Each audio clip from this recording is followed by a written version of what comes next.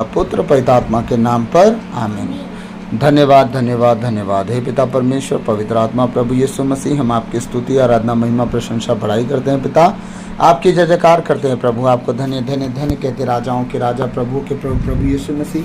हम आपके पवित्र जीवित वचन को पढ़ने सुनने जा रहे, इसके हर एक शब्द को हमारे मन हृदय में अंकित कीजिए। आज बोलने वाला मैं नहीं वरन आप स्वयं मुझ में होकर अपने वचनों के द्वारा प्रभु अपने बेटे बेटियों से हम सबसे बातचीत करें प्रभु। मेरे मुख पर पैरा बिठाएं, मेरे होठों के द्वार की रखवाली कर, मेरी ज़बान को मसा कर, मेरे होठों को मसा कर, मेरे गले को मसा कर प्रभु। आज हर एक शब्द की ओर से हो और प्रभु अपने वचनों का भेद हम पर प्रकट कर। जो बात आज हम सीखने जा रहे हैं प्रभु बड़ी गहराई के साथ वो हमें मिले। सारी बातों को आपके चरणों में रखते हुए विनती यीशु के नाम पे पवित्र आपसे हम मांगते हैं, सुनिए और दया से ग्रहण कीजिए। आमीन हालेलुया। आइए तो हम आज 9वें टॉपिक में जाएंगे, क्योंकि कल 8वां टॉपिक में पूरा आप लोग को समझा दिया था। आज 9वां टॉपिक में जाएंगे हम। 9वां टॉपिक का 2 भाग है और ये टॉपिक क्या चल रहा है हम लोग का 12 टॉपिक चल रहा है। 12 बातें आदम और मसीह के बारे में हम देख रहे हैं। ठीक है, मसीह और आदम के बारे में कि आदम के द्वारा क्या आया दुनिया में और मसीह के द्वारा क्या हमें मिला दुनिया में। हालेलुया। तो 12 बातों में 9वीं बात आज हम देखने जा रहे हैं। 9वां टॉपिक, उसमें भी 2 भाग मिलेगा, हर टॉपिक पे 2 भाग रहेगा। ठीक है, 9वां टॉपिक का पहला भाग जो है आदम के विषय में, वो क्या कह रहा है? आदम ने परमेश्वर के अनुग्रह को खो दिया। परमेश्वर के अनुग्रह को क्या कर दिया? खो दिया। उसकी कृपा को क्या किया? उसने खो दिया। अनुग्रह कृपा, समझ गए? आदम ने परमेश्वर के अनुग्रह, कृपा, आप कृपा बोल सकते हैं, कृपा को खो दिया। और दूसरा भाग उसका क्या है? मसीह ने मनुष्यों के लिए कृपा पुनः स्थापित किया। आमीन। अनुग्रह पुनः स्थापित किया। आमीन। तो आइए हम देखते हैं इस वचन के दोनों भागों को। प्रभु की दया से आज हम दोनों भागों को देखेंगे कि आदम के द्वारा क्या हुआ। हम जैसे कि हर बार रोमियो 5 का 15 देखते आए हैं बहुत जगहों पे, आज फिर हम देखेंगे। मतलब 5 का 15 तो शायद नहीं देखे हैं, कहीं कहीं पे देखे हैं। तो आज एक बार और पढ़ के फिर हम आगे बढ़ जाएंगे। ठीक है, क्योंकि सारे वचन रोमियो से ही आपको मिलेंगे। 5 अध्याय से ही जुड़े पूरे वचन हैं, समझ लीजिए। लास्ट तक आपको 5 अध्याय से ही वचन मिलते रहेंगे। हालेलुया। तो रोमियो अध्याय 5 में हम घुसेंगे।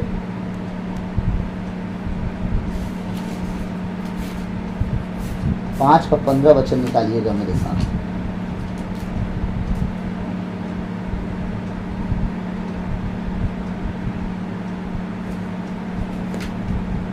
मैं आप लोगों के लिए पढ़ना चाहूंगा। फिर भी आदम के अपराध तथा ईश्वर के वरदान में कोई तुलना नहीं है।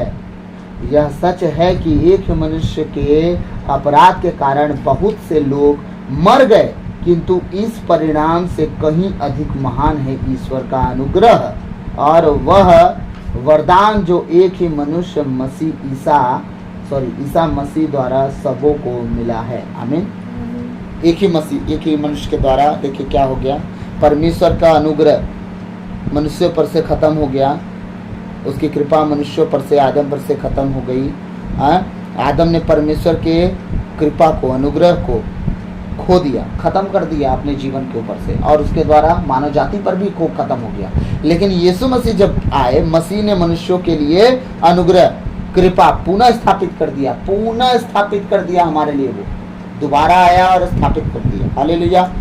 तो वचन कहा, फिर भी आदम के अपराध तथा ईश्वर के वरदान में कोई तुलना नहीं है। मैं इस वचन को समझाया हूँ।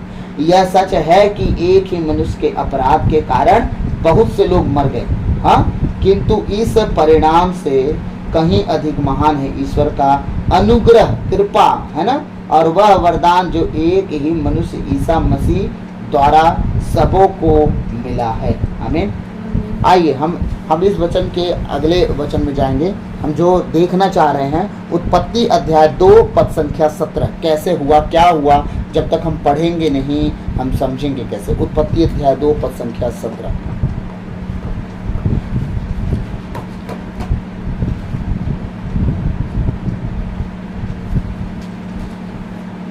पेज नंबर 6 में मिल जाएगा आप लोगों को। किंतु भले बुरे के ज्ञान के वृक्ष का फल नहीं खाना, क्योंकि जिस दिन तुम उसका फल खाओगे तुम अवश्य मर जाओगे। हालेलुया। प्रभु ने क्या कहा था आदम को कि तुम भले बुरे वृक्ष के फल को न खाना, जिस दिन तुम उस फल को खाओगे तुम मर जाओगे, तुम्हारे ऊपर से अनुग्रह खत्म हो जाएगा, कृपा खत्म हो जाएगा।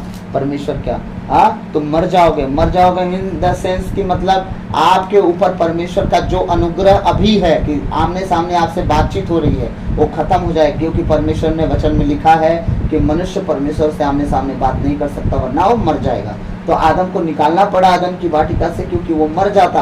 आपको क्या लगता है किस इंसान ने परमेश्वर को आमने सामने देख के बात किया? मूसा ने नहीं, घोर अंधकार के उस पार होके परमेश्वर बात करता था। सॉरी, बीच में बादल होता था, इस पार पहाड़ी पर मूसा और बादल के उस पार खुद परमेश्वर। क्यों काला बादल होता था? उस काले बादल के बाद भी मूसा के चेहरे पर परमेश्वर की तेज आ जाती। सोचिए, इतना घना बादल होने के बाद परमेश्वर का तेज कितना डेंजर है। इसलिए परमेश्वर ने कहा मुझे कोई नहीं देख सकता वरना मर जाएगा। हाँ, इसका मतलब पृथ्वी कितनी छोटी सी है लेकिन कितना हमें सूरज की जरूरत पड़ती है, तब उजाला होता है ना। लेकिन प्रकाशना ग्रंथ में हम जब जाते हैं वहां वचन कहता है ना स्वर्ग में सूरज उगेगा ना वहां रात होगी। कितना मस्त बात ना। ना स्वर्ग में सूरज उगेगा ना वहां रात होगी। परमेश्वर के प्रकाश में इतना शक्ति है कि पूरा स्वर्ग उजाला है, वहां सूरज की जरूरत नहीं है परमेश्वर को। आमीन। ये है हमारा परमेश्वर। तो परमेश्वर क्या कह रहा है यहाँ पे? एक आदमी के चक्कर में कृपा खत्म हो गई। अब परमेश्वर ने मना किया था, कृपा खत्म होने का रीजन भी बताया था। क्या? भले बुरे ज्ञान के वृक्ष का फल वो कृपा को खत्म कर देगा, मत खाना उसको। अनुग्रह को खत्म कर देना, मत खाना, खत्म कर देगा, मत खाना उसको। मुझे तुझसे अलग कर देगा, वो मत खाना तो उसको। तो वो आज्ञा था, ये नहीं था कि उसको खा के कुछ हो जाता। परमेश्वर ने वो आज्ञा दे के मनुष्य को जांचना चाह रहा था कि क्या मनुष्य मेरे नियमों को, मेरे किए हुए बातों को मानता है या नहीं। क्योंकि लूसीफर परमेश्वर की बातों को नहीं माना था, शैतान। और परमेश्वर एक इंसान को बनाया अपने हाथों से, ये सोचने के लिए कि एक इंसान कब तक मेरी बात मान सकता है। आज तक परमेश्वर हमारे लिए क्यों अपनी जान देके, अपने बेटे को भेज के, सब कुछ करके हमारे लिए पेशेंस रख रहा है, आपको पता है। मैं नहीं कहता बाइबल लिखा है, लेकिन मैं अपनी सोच से बोल रहा हूँ। अगर भूल चूक हो तो माफी। परमेश्वर आदम की वाटिका में जितने साल तक आदम को रखा था, उतने साल तक आदम पेशेंस से परमेश्वर की इच्छा पर चलता रहा। हाँ, परमेश्वर देखा होगा कि कुछ भी हो, आदम मेरी बात माना। हिवा बहका गई, बात की बात है। सांप बहका गया, बात की बात है। लेकिन पहला फल आदम ने नहीं खाया। खाई तो हिवा ही खाई, और खिलाई तो पत्नी उसे मैं दिया, तो उसकी इच्छा मान के वो खा भी लिया। ठीक है। इसका मतलब यह है कि परमेश्वर ने जब देखा कि, यीशु मसीह ने जब देखा कि आदम बुरा नहीं था, और आज के मानव जातियों में बहुतों के अंदर इंसानियत मिलती है, परमेश्वर जैसा स्वभाव मिलता है। अगर नहीं मिलता तो याद रखिएगा, नूह के द्वारा आज हम नहीं जीवित होते। नूह 8 परिवार समेत बचाया गया, सिर्फ एक कारण से कि नूह के अंदर परमेश्वर की आत्मा मिलती थी। और परमेश्वर नूह को बचाने के चक्कर में पूरे परिवार को बचाया, और पूरे परिवार की वजह से आज हम सब जीवित। हालेलुया। इसीलिए इन सब बातों पर ध्यान देना है। हाँ, परमेश्वर का वचन उत्पत्ति अध्याय 3 पद संख्या 6 से 24, 3:6 से 24 ना, ये आपके लिए होमवर्क रहेगा, आप लोग पढ़ लीजिएगा। और 6वां वचन पहले पढ़ेंगे और 26वां वचन में पढ़ूंगा। 2 वचन में पढ़ूंगा, बाकी आपका होमवर्क रहेगा। 6 से लेकर 24 तक उत्पत्ति अध्याय 3 को आप लोग पढ़ लीजिएगा। ठीक है। 6वां वचन में पढ़ लूं। अब स्त्री को लगा कि, क्या लगा?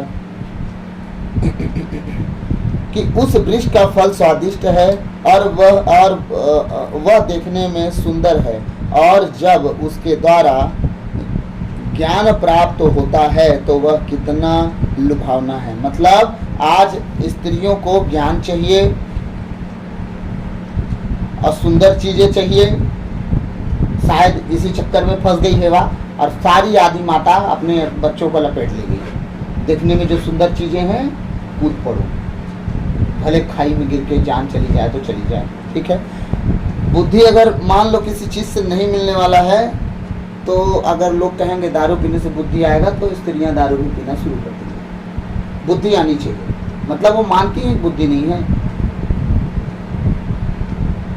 हाँ, कुछ ब्रांड हैं जो दारू बनाते हैं, उन्होंने स्पेशली लेडीज के लिए शराब बनाया, तो जब उसका नाम रखे उन्होंने वोदका, वाइट चीज वोदका, तो अब लेडीज लोग दारू पीने का शौक जब पाल ली, तो क्या करेंगे? अब लेडीज का जो दारू है तो पिएंगे ना। वो पीते पीते कब ठर्रा पे आ गए, कब महुआ पे आ गए, उन्हें भी पता नहीं चला। क्योंकि हर एक इंसान की कैपेसिटी ये है कि जिस चीज को आप बार बार करते हो हैबिट हो जाता है। हैबिट इन द सेंस, आप एक पौवा पीते हो, फिर एक पौवा नशा नहीं करेगा, फिर आधा बोतल चाहिए, फिर कुछ दिन बाद आधा बोतल भी नशा नहीं करता, फिर एक बोतल चाहिए, फिर बोरी भर पी जाते हैं। तो ये सारी बातें मैं मतलब घुमा फिरा के नहीं बता रहा हूँ, मैं ये बता रहा हूँ परमेश्वर ने ऐसा शरीर बनाया है लोगों का। तो आपको क्या चुनना है क्या नहीं चुनना है वो आप तय करोगे। बुद्धि के लिए आप परमेश्वर से बातें करोगे कि बुद्धि के लिए उपाय खोजोगे, ठीक है। सुंदर चीजों के पीछे आप भागोगे या परमेश्वर से प्रार्थना करोगे कि वो सुंदर चीजें आपके जीवन में लाके धर दे। क्या हेवा, एक बात बताइए, हेवा को बुद्धि की जरूरत क्यों पड़ गई? अदन की वाटिका में उसे कौन सा घर में चूल्हा चकिया करना था भाई? फल तोड़ना था, खाना था दोनों को। अदन की वाटिका में कौन सा लिपना पोतना हो गया घर है? अदन की वाटिका में कौन से ऐसे कांड थे जो करना था, उसको बुद्धि की जरूरत हो गई? उसको चुपचाप अपने पति के अधीन रह के चुपचाप परमेश्वर के कहे अनुसार चलना था। बुद्धि की जरूरत कहां से आ गई उसको? पूरे जंगल के फल नहीं सुंदर दिखे, वही फल सुंदर दिखने लगा। नो, वो देखा नहीं, शैतान ने उसे अपनी नजरों से उसे दिखाया। इमेजिनेशन इतना डेंजर होता है। सोच के देखिए कि शैतान इमेजिनेशन उससे करवाया और कर भी ली। जब उस फल के पास गई तब उसे वो और सुंदर दिखा, उसके पहले नहीं दिखा होगा सुंदर? नहीं, उसके पहले उसके विषय में डिटेल से नहीं बताया गया था ना उसको, तो क्या कर सकता है। जब उसे पता चला कि वो क्या कर सकता है, तब वो उसे बहुत सुंदर दिखने लगा। तब वो दिखने में सुंदर और खाने में क्या बुद्धि देने वाला बन सकता है। ये है इमेजिनेशन का पावर। अपने लिए सोचो, क्या सोच सकते हो, कितना बड़ा सोच सकते हो, कितना ऊंचा सोच सकते हो, कितना दूर तक जाने की सोच सकते हो। सोचो तो खुदा ने सब तैयार कर देगा आपको। जैसा तुम सोचोगे वैसा तुम बनोगे, जैसा तुम बोलोगे वैसा तुम्हारे लिए हो जाएगा। आमीन, हालेलुया। अब परमेश्वर का वचन ध्यान से सुनिएगा। जब स्त्री को लगा कि उस वृक्ष का फल स्वादिष्ट है, वह देखने में सुंदर है, और जब उसके द्वारा ज्ञान प्राप्त तो होता है, अभी तक वो खाई नहीं है, अभी तक खाई नहीं पाया, उसको उसके द्वारा ज्ञान प्राप्त होता है, भी समझ गई वो। शैतान कितना उसे भुला के रखा था, सब बातें उसे डिटेल में बताया था, बढ़िया स्टडी करके। तो वह कितना लुभावना है, लुभावना, लालच आ रहा है उसको, इसलिए उसने फल तोड़ा, तोड़कर खाया। उसने पास खड़े अपने पति को भी उसमें से दिया और उसने भी खा लिया। यहाँ कह रहा है पास खड़े, वहां आदम भी खड़ा था, पत्नी तोड़ ली। मतलब सांप बहकाया हेवा को और हेवा बहकाई आदम को, और दिन में दोनों कर दिए कांड। इसका मतलब परमेश्वर शाम को और सुबह आते थे उनसे मिलने, दिन भर उन लोग को आजाद छोड़े थे आराम से रहना। मतलब वहां पति को खिला भी दी। भाई इसमें तो यही लिखा है, जो लिखा वही पढ़ रहे हैं। क्या लिखा है? तो वह कितना लुभावना है, इसलिए उसने फल तोड़कर खाया। उसने पास खड़े अपने पति को भी उसमें से दिया और उसने भी खा लिया। मतलब जितना बहलाया था सांप ने स्त्री को, उतना ही स्त्री ने पति को बहला दिया। होता क्या है देखिए, जब लोग पति पत्नी से कुछ बातें एकदम बढ़ा चढ़ा के बोल देते हैं, तो कुछ अगर हित की बातें होती है तो पति पत्नी एक दूसरे से फिर उसी सेंस में बात कर लेते हैं जिस सेंस को सुन के आए हैं। फिर वो भी बढ़ा चढ़ा के बात करते हैं। फिर होता क्या है, दोनों की बातें एक दूसरे को पटाने में चली जाती है। अब आदम पट गया था उसकी बातों से और चले गए क्या करने, उन चीज़ों को दोनों को दोनों खा गए। नुकसान हुआ कि नहीं? 24वां वचन क्या कह रहा है? उसने आदम को निकाल दिया और जीवन वृक्ष के मार्ग पर पहरा देने के लिए अदन वाटिका के पूर्व में केरूबों और एक परिभ्रामी ज्वालामयी तलवार को रख दिया। केरूब मतलब स्वर्गदूत, ज्वालामयी परिभ्रामी मतलब आग से धधकती हुई दो तलवार, एक लेफ्ट साइड से घूमती है, एक राइट साइड से घूमती है। मतलब ज्वालामयी परिभ्रामी का मतलब होता है चक्कर काटना। एक राइट साइड से घूमेगी और एक लेफ्ट साइड से घूमेगी, एक दूसरे के अपोजिट साइड से घूम घूम के उसकी रखवाली करेंगे ताकि दोबारा आदम हेवा इस फल को ना खा लें और अमर ना हो जाए, जीवन वृक्ष के फल को। ठीक है, इसीलिए परमेश्वर ने क्या किया? अदन की वाटिका पे वो पहरा लगा दिया ताकि दोबारा आदम और हेवा उस फल को खाने ना जा सके। हालेलुया। परमेश्वर ने क्या किया? परिभ्रामी ज्वालामयी तलवार को रख दिया। अभी तक वहां पे नियुक्त होगी, क्योंकि याद रखिएगा लूसीफर को जगह पता था, परमेश्वर ने इंसान की नजर से उसे छिपाया। जब बाबुल की मीनार बन रही थी, याद है ना, परमेश्वर ने क्या कहा? भाषा में गड़बड़ी डालो, नहीं तो ये लोग तो महान हो जाएंगे, है ना। इसीलिए परमेश्वर ने कहा इनसे कुछ नहीं, बात एकता में इतना दम हो जाएगा कि इनसे कुछ भी नहीं छुपेगा। तब परमेश्वर भाषा में गड़बड़ी डाल दिए। और ये तो ये, और परमेश्वर जानते थे कि अगर ज्वालामयी परिभ्रामी नंगी तलवार लेके अगर केरूब वहाँ पे विराजमान होकर नहीं पहरा देंगे तो लूसीफर खाक हुआ लिया ना जीवन वृक्ष का फल, तो वो नहीं मरेगा, है ना। इंसान तो चलिए छुपा ही दिया इंसान की नजरों से, हाँ, लेकिन ऐसा हो सकता था, जो भी हो, है ना। इसीलिए हमारा परमेश्वर देखिए हम सबको चाहता है कि उसके नियम, उसके आज्ञा, उसके विधि विधान का हम पालन करते चलें, ताकि परमेश्वर, अभी आप जब भी ना पहला दूसरा इतिहास पढ़िएगा तो आपको रिपीट बातें आएंगी जो पुराने विधान में हम लोग पहले पढ़ चुके हैं।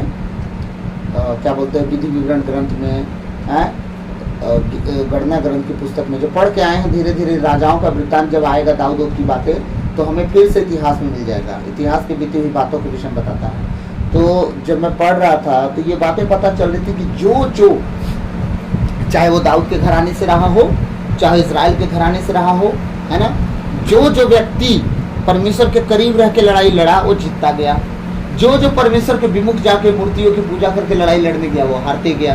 ये सारी चीजें देख के समझ में आती है कि आप जितना प्रभु को ऑनर दोगे, स्थान दोगे, इज्जत दोगे, परमेश्वर उतना तेज आपके जीवन में काम करेगा और आप बढ़ते जाओगे। बस सच कहता हूँ, इंसान को मत देखो। कुछ लोग हैं जिसका चेहरा मुझे अभी दिखा रहा है परमेश्वर, कि वो इंसान को देख के दुखी हो रहे हैं, खुश हो रहे हैं, निराश हो रहे हैं, आज़ाद हो रहे हैं, हंस रहे हैं, दुखी हो रहे हैं। लेकिन याद रखिएगा, आप इंसान को देखना बंद कर दो जब परिस्थितियाँ आपके हाथ में ना हो। तो जितने ऑनलाइन है मैं सबको कहना चाह रहा हूँ, जब आपके हाथ में परिस्थिति ना हो, आप कुछ ना कर पाओ, तो आप क्या करो? शांति से खुदा के साथ बैठ जाओ। जिस तरह राजा हिचकिया बैठा था, जान गया कि अब मैं नहीं जीत सकता लड़ाई में, वो परमेश्वर के साथ शांति से बैठ गया और क्या किया?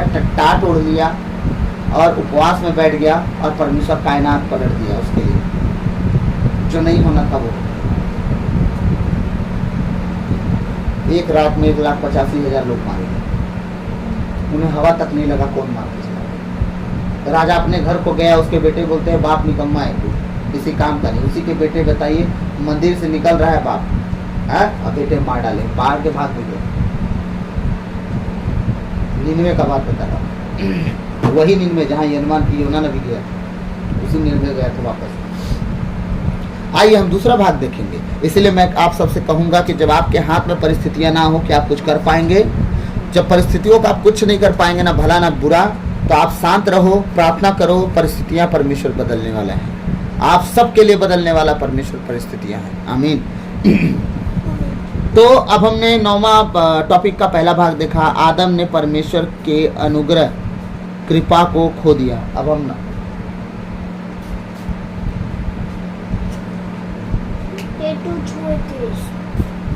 अब हम देखेंगे 9वां का दूसरा भाग, 9वां टॉपिक का दूसरा भाग। मसीह ने मनुष्यों के लिए अनुग्रह पुनः स्थापित किया। आमीन।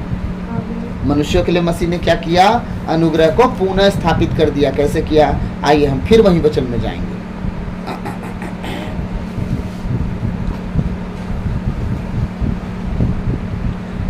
15 वचन को हम पढ़ लेंगे 15 से 17 तक, 5 अध्याय, रोमियो 5 अध्याय 15 से 17 पढ़ेंगे। इसके बाद हम आगे बढ़ेंगे, क्योंकि मैं इसे समझाया हूँ इसलिए अभी समझाऊंगा नहीं, मैं आगे वाला वचन समझाऊंगा। फिर भी आदम के अपराध तथा ईश्वर के वरदान में कोई तुलना नहीं।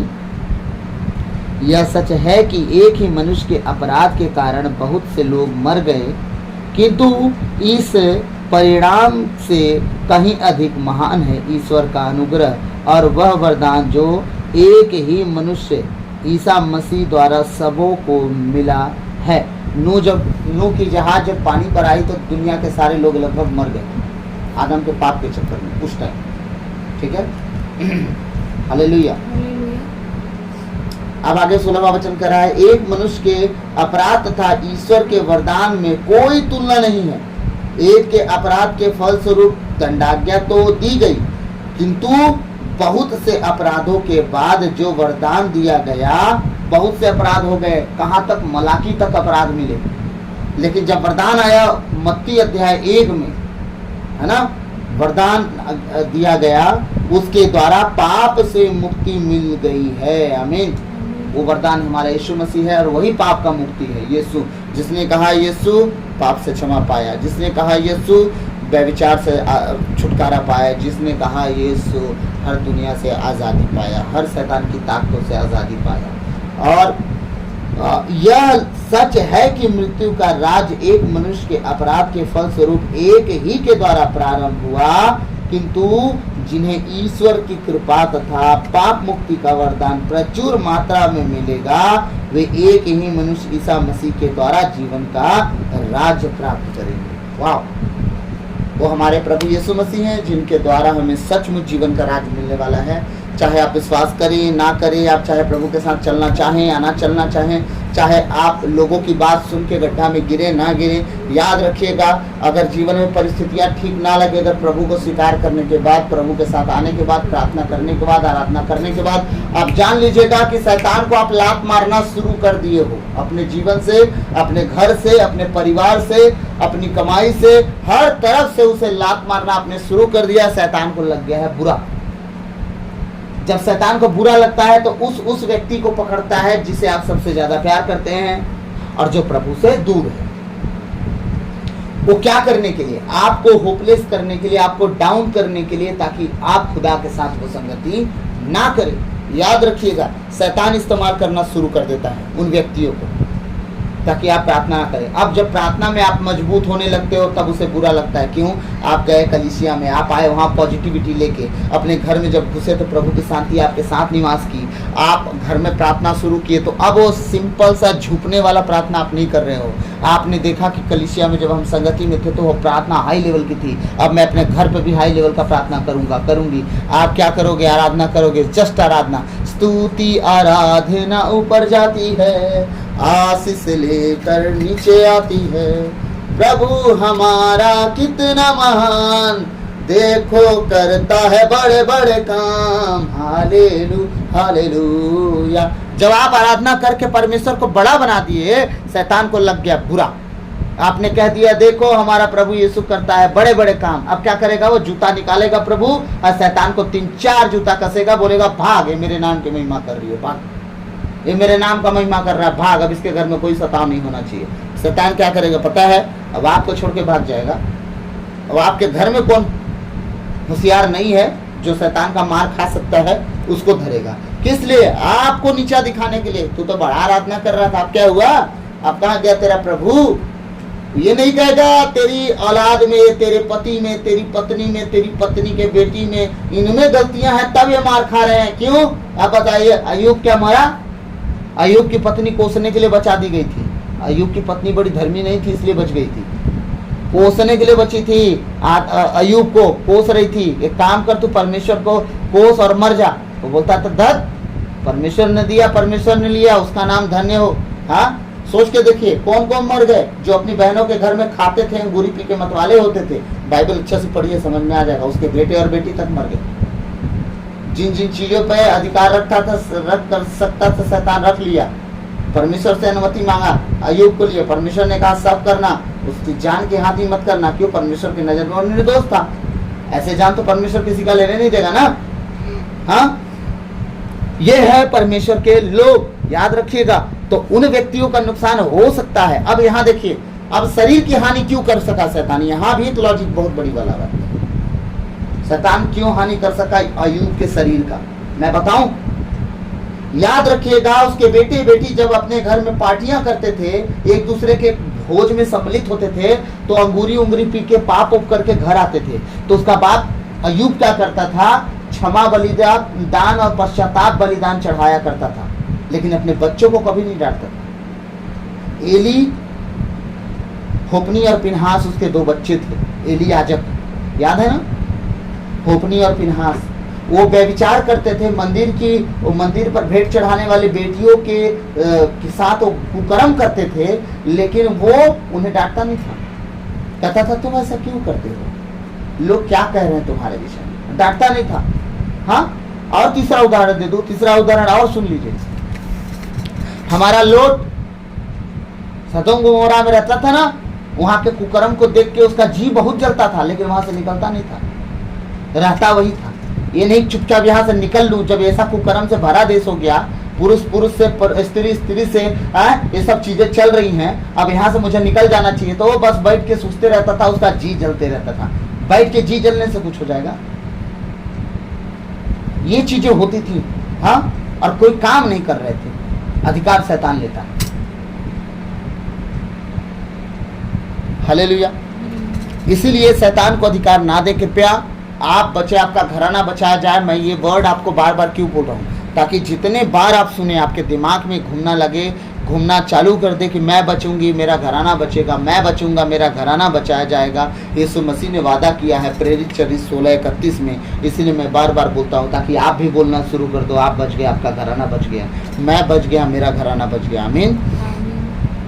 आगे 3 का 24 वचन हम देखेंगे, रोमियो अध्याय 3 पद संख्या 24। कल हमने पढ़ा इस वचन को, एक बार और पढ़ेंगे।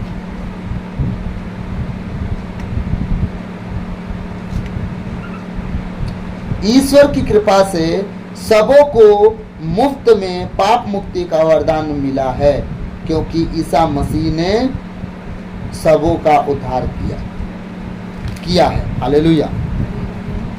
ईसा मसीह ने मनुष्यों के लिए अनुग्रह पुनः स्थापित किया कि नहीं किया, पुनः परमेश्वर की कृपा वापस लेके हमारे जीवन में स्थापित कर दिया। इसीलिए वचन कहता है, ईश्वर ने चाहा कि ईसा अपना रक्त बहाकर, ईश्वर की कृपा से सबों को मुफ्त में पाप मुक्ति का वरदान मिला। किसी ने कीमत चुकाया, जैसा कि मैंने कल कहा, नहीं, ठीक है,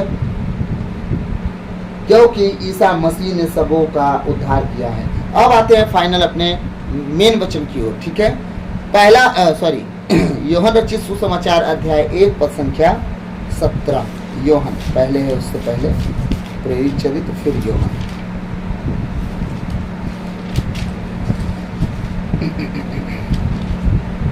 इसलिए देखिए मेरे प्रियो, आप सबसे रिक्वेस्ट है मेरा कि आप जो भी करना है करो, परमेश्वर के खिलाफ ऐसा कुछ काम मत करना कि परमेश्वर आप सबको प्यार करने से ज़्यादा भागना शुरू कर दे आपसे।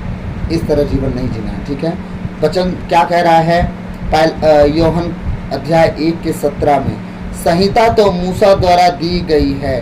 संहिता किसके द्वारा लिखी गई है, और मानव जाति को किसके द्वारा दी गई है, मूसा के द्वारा। परमेश्वर ने जो जो मूसा को कहा, मूसा ने लिखा, और मूसा ने क्या किया, परमेश्वर के अनुसार, कहे अनुसार लोगों के सामने रख दिया, और कह के सुना दिया, पढ़ के सुना दिया, ऐसा ऐसा करना है और ऐसा ऐसा नहीं करना। 2 ही भाग, एक तो करना, एक तो नहीं करना, बीच का कोई रास्ता नहीं। हालेलुया।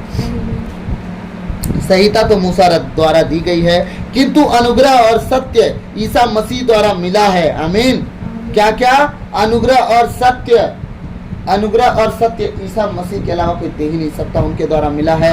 किसी ने कभी ईश्वर को नहीं देखा, पिता की गोद में रहने वाले एकलौते ईश्वर ने उसे प्रकट किया है। एक किसके विषय में बात हो रही है, यीशु मसीह के विषय में बात हो रही है। दुनिया का कोई व्यक्ति यीशु मसीह को, अब्बा पिता को नहीं देखा। वही एक लौता जो बेटा है, जो उनकी गोद में रहने वाला, वो एक लौता है जो पिता को देखा है। इसलिए वो पिता के बड़े बड़े कामों को हमारे जीवन में प्रकट करके दिखाया, कार्यों को करके दिखाया। आज तक हमारा यीशु जो कार्य किया है, धरती पर कोई पैदा नहीं हुआ है कि उतने बड़े बड़े काम करके दिखा दो। आज तक यीशु मसीह के लोग जितने बड़े बड़े काम किए हैं, धरती का ऐसा कोई इंसान नहीं है जो यीशु मसीह के अलावा किसी नाम से इतने बड़े बड़े चिन्ह और चमत्कार दिखाए जो यीशु मसीह के लोग करके दिखा दिए।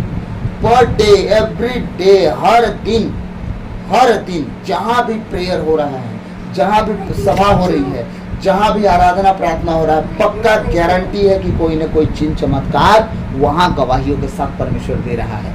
हालेलुया। हाँ, चिन्ह और चमत्कार गवाहियों के साथ परमेश्वर दे रहा है हर उस जगहों पे। याद रखिएगा, क्यों?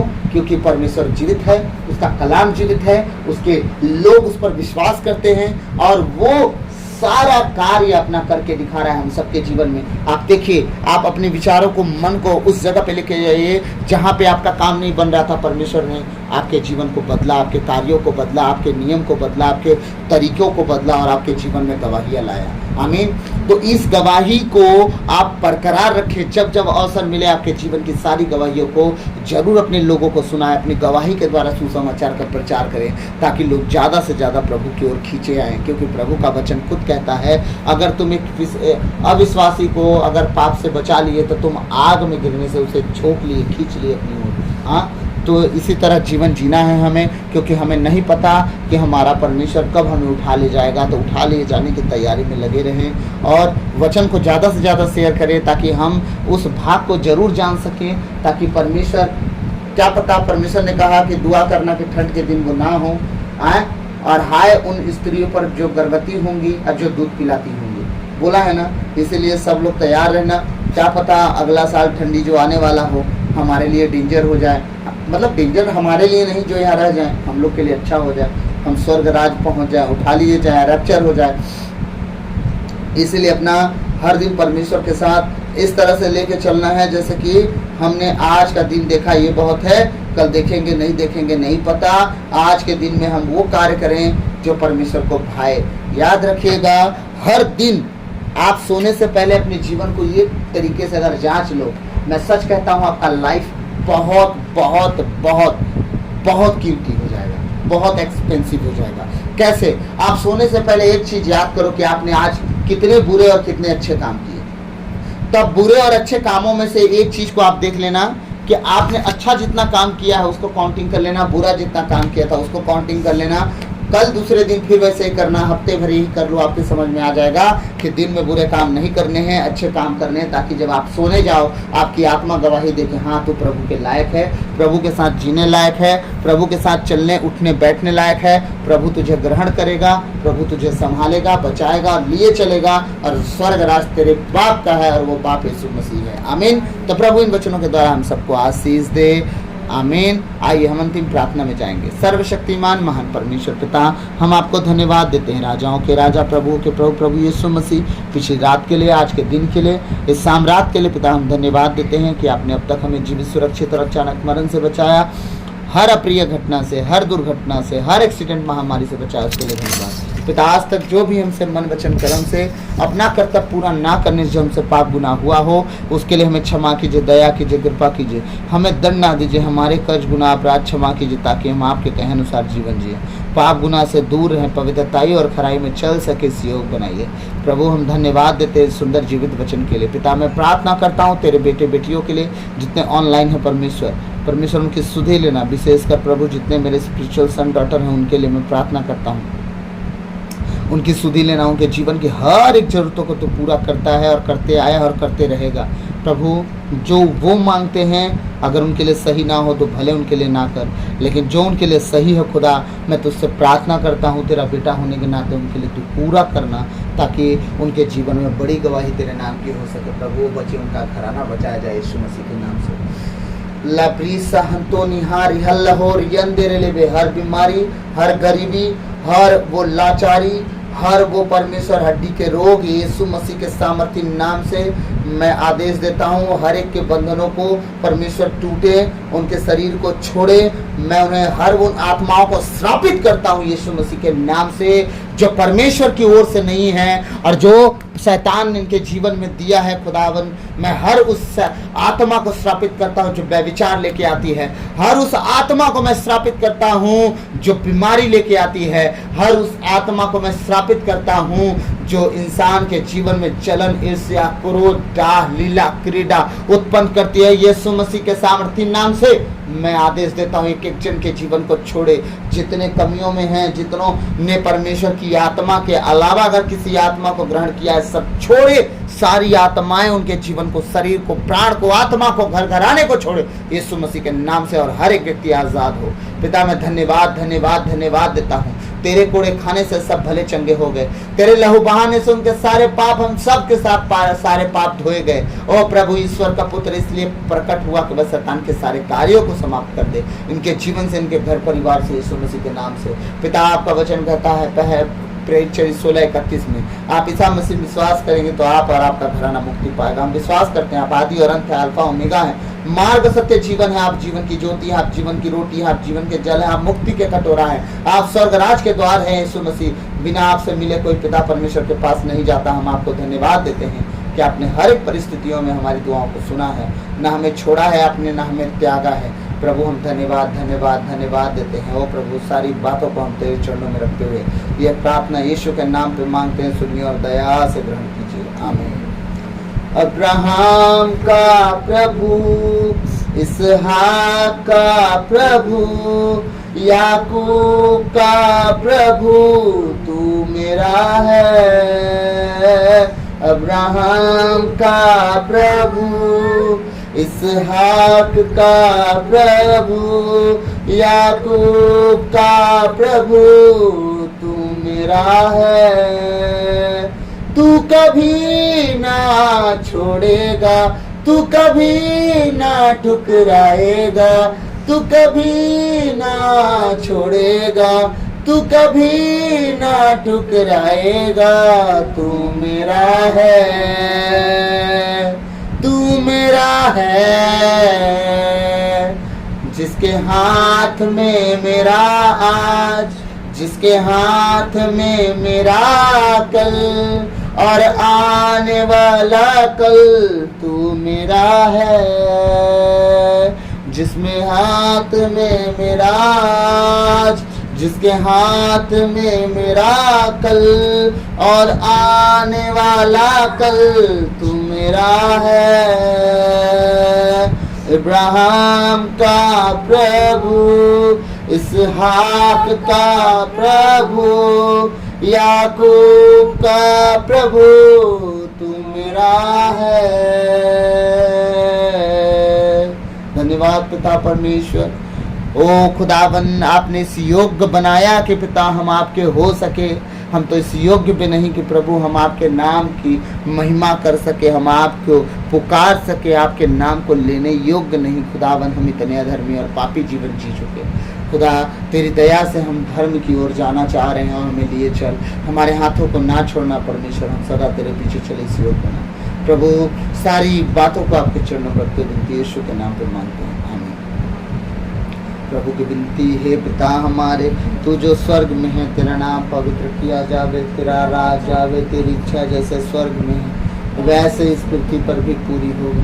हमारा प्रतिदिन का आहार आज हमें दे, और हमारे अपराध हमें क्षमा कर जैसे हम भी अपने अपराधियों को क्षमा करते हैं। और हमें परीक्षा में न डाल दे, परंतु बुराई से बचा, क्योंकि राज और पराक्रम और महिमा सदा तेरी है, आमीन। क्रूस का चिन्ह पिता, पुत्र, पवित्रात्मा के नाम पर, आमीन। सबको जय यीशु, जय यीशु। प्रभु खूब आशीष दे। God bless you all. प्रभु आप सबको आशीष दे। आप प्रभु बने रहें, आप बचे, आपका घराना बचाया जाए यीशु मसीह के नाम से। और जितना ज़्यादा हो सके आप प्रभु के सुसमाचार को फैलाएं। याद रखिएगा, आपका भी वचन को शेयर करना और किसी एक के पर्सन का जीवन बचा लिया जाना, वो प्रभु के लिए बहुत अच्छा बात है, और आपके जीवन के लिए, आपकी गवाहियों को बदलने के लिए बहुत अच्छी बातें हैं। और वचन को लोगों को जब शेयर करिएगा, कहिएगा, सब्सक्राइब करेंगे, ताकि जल्द से जल्द हम जो सीरीज शुरू करने वाले हैं रैप्चर के विषय में, ज़्यादा से ज़्यादा लोगों तक पहुँच सके और वचनों के द्वारा वो आशीषित हो सके। आमीन। तो प्रभु आप सबको आशीष दे। God bless you all. चलिए हम मिलते हैं जल्द से नेक्स्ट वीडियो में। और मैं जब भी अब एक छोटा छोटा आराधना बीच बीच में डालूंगा, आप लोग को समय मिलेगा तो वीडियो ऑन करिएगा और मेरे साथ नए नए गीतों को सीखिएगा, क्योंकि मैं कोशिश करूंगा कि बिना म्यूज़िक के गीत गाऊं, ताकि आप उन लाइनों को सीख जाओ और उस लाइन को जिस नोट से गाना है, फिर हम जब भी कलीसिया में इकट्ठे हों, मिलें, उस लाइन को हम हाई नोट पे गा सके। ठीक है, चलिए प्रभु आप सबको आशीष दे। जय यीशु।